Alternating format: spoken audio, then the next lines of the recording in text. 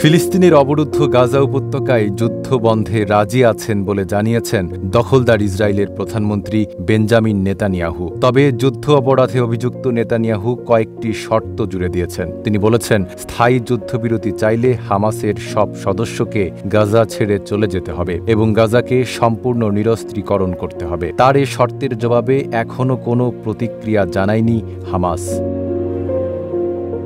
Netanyahu বলেছেন, যুক্তরাষ্ট্রের president Donald ট্রাম্পের বিশেষ দূত স্টিভ উইটকফের অস্থায়ী যুদ্ধবিরতির প্রস্তাব অথবা স্থায়ী যুদ্ধবিরতি দুটিতেই তিনি রাজি আছেন। উইটকফের প্রস্তাব অনুযায়ী গাজায় ৪৫ দিনের যুদ্ধবিরতি হবে। এই সময়ে হামাস ১০ জিম্মিকে মুক্তি দেবে। অপরদিকে ইসরায়েল নির্দিষ্ট ফিলিস্তিনি বন্দীকে মুক্তি দেবে। যুদ্ধবিরতি চলাকালীন সময়ে স্থায়ী যুদ্ধবিরতি নিয়ে আলোচনা হবে। শিয়া বাটার ও ভিটামিন ই সমৃদ্ধ lily glam beauty soap. Lily, always beautiful.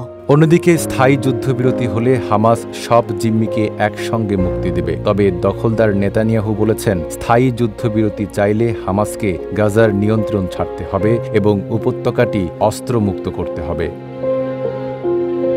১৮ মে এক বিবৃতিতে নেতানিয়াহুর দপ্তর এ ব্যাপারে বলেছে, প্রধানমন্ত্রীর নির্দেশনায় আলোচনাকারী দল কাতারের দোহায় যুদ্ধবিরতির চুক্তির সম্ভাব্য সব দিক খতিয়ে দেখছে, হোক সেটি উইটকফের প্রস্তাব অথবা যুদ্ধ সম্পূর্ণ বন্ধ করার কাঠামোতে, যার মধ্যে থাকবে সব জিম্মির মুক্তি, গাজা থেকে হামাসের নির্বাসন এবং গাজাকে নিরস্ত্রীকরণ।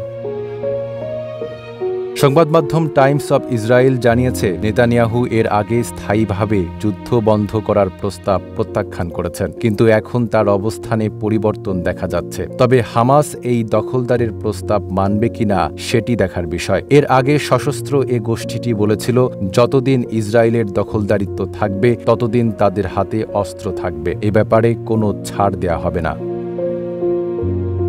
নাইম আরাবী, ঢাকা পোস্ট।